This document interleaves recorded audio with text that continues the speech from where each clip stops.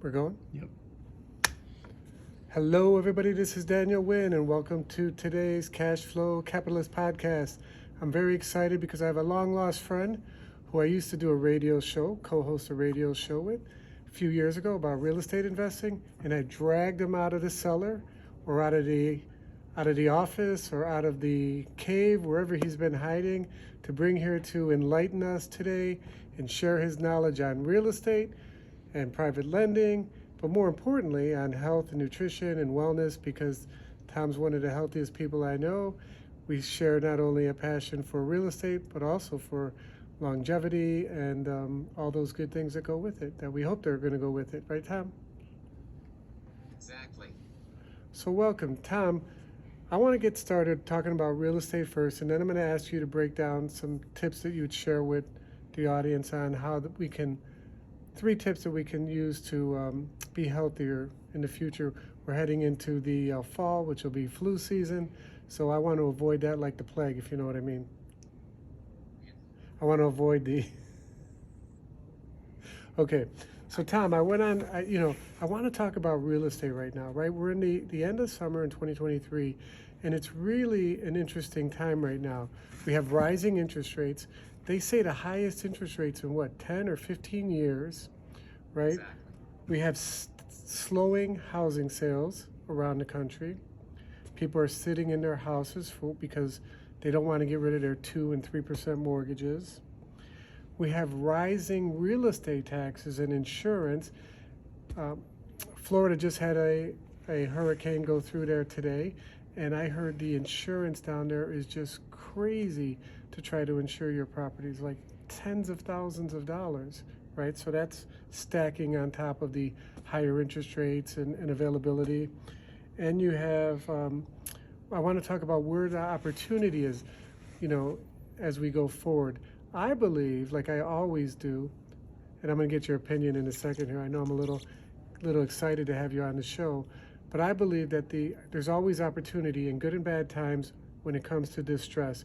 People that are in trouble with their mortgages because they're losing jobs. That's another thing, right? You got the banking crisis. You got corporations slowing down.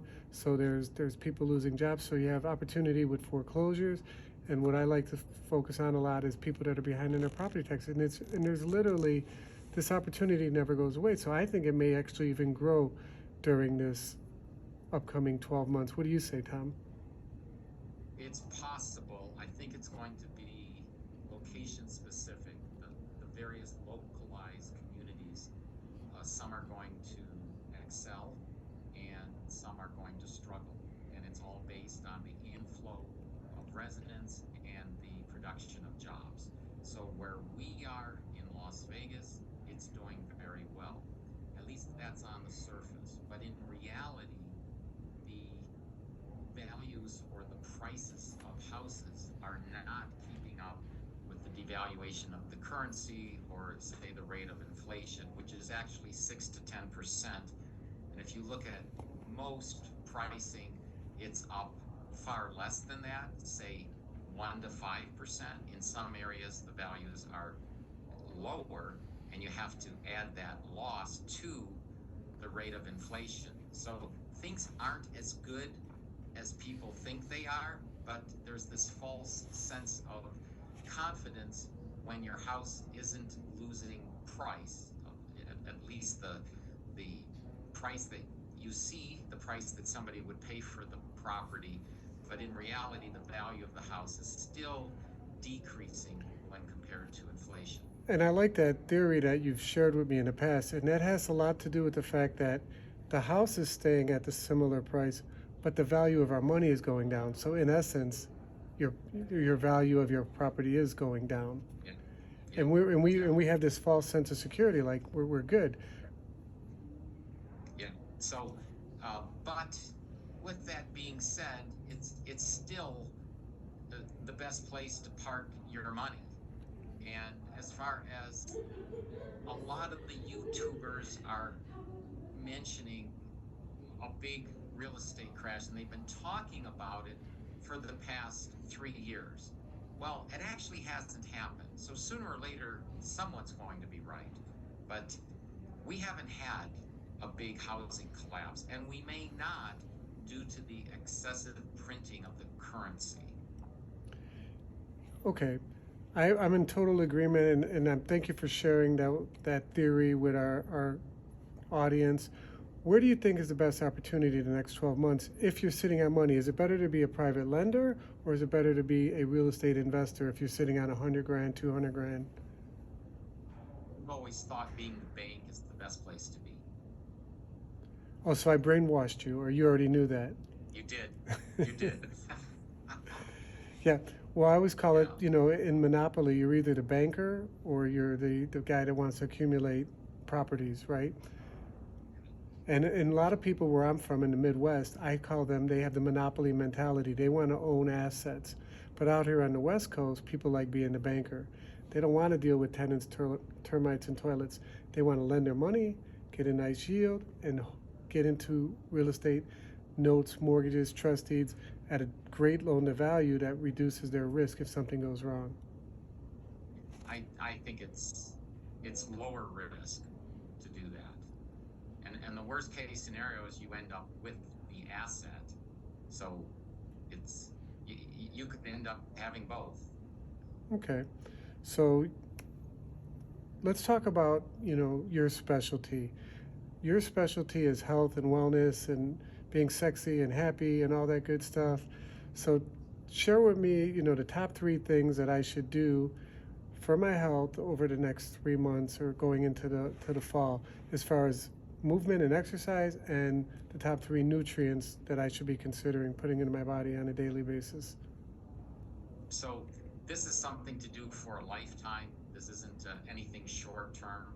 So the first issue is you need to be able to digest, metabolize, and eliminate your meals in a timely manner. And most people past the age of 40 will need to take enzymes in order to do that. Some people are blessed and they digest, metabolize, and eliminate their meals efficiently without taking extra enzymes. But I'd say at least 90% of the clients I see have a need to have some assistance. So that's the first area. And that's assuming they're eating a fairly decent diet, which would be high in vegetables. Vegetables first, fruits second, whole grains third, and then everything falls off after that as carbohydrate sources. And also not eating too many fats. Even if they're good fats, too many fats end up in the plasma of the blood. So that's one area. The second is sleep. Sleep is something that has to be protected and cherished. And it takes a lot of mini experiments to figure out what helps you sleep better. Is it better for you to eat a certain food before bed or to eat nothing before bed? What about red light before bed, or does that not matter to you? Bright lights should be avoided before bed, but maybe it doesn't matter so much for you. And the list goes on with caffeine and alcohol. Some people do fine with alcohol close to bedtime, some don't. So you do these little mini experiments, you figure out what works, and you cherish your sleep, including how much sleep you need. Some people's sleep needs change as they age. So do you need 6 hours? Do you need 7.5 hours? Do you need 9 hours? But it's usually a multiple of 1.5 hours or 90 minutes. So it's some multiple. And then the third area is exercise, which is something you need to do every day, even if it's just stretching. So exercise is extremely important. There's many areas of exercise. There's balance, flexibility, muscular strength, muscular endurance, uh, muscular size, agility. So lots of areas, and everyone should really do something in all of the areas and learn the different areas. You're constantly learning the correct way to perform an exercise, the correct way to perform a stretch. So you combine all that and it will improve your longevity, and that's what I'm all about. Right. Yeah. And we share that philosophy. Thank you for sharing it with the audience. I always say that a lot of people say, yeah, I want to exercise, but I can't find time, or I don't have time, and I don't want to go to the gym. Man, all you have to do is get down on the floor, right, and do push-ups or sit-ups and stretching. It's so simple, You can do it all at home. Yeah, you can do how it all at home yeah, in if you front of your want. TV, get a yoga mat, get a towel, get a whatever your rug, and get down there and just get on the floor, man, because that's where it's at. And you and I are, at a certain age where many people don't want to do that. But I encourage those of you that are in the audience to just do something versus nothing. Right. You have to move. That's the whole point. And sitting is what kills us in many ways. So move. And the more you move and the higher the intensity of your movement, the better your health. Okay, well, thanks for sharing that. I think I definitely benefit from always hearing it, and everybody benefits from reinforcing beliefs that they believe in. Let's do this while we wind down here, and I'd love to get you back next month and try to do this regularly.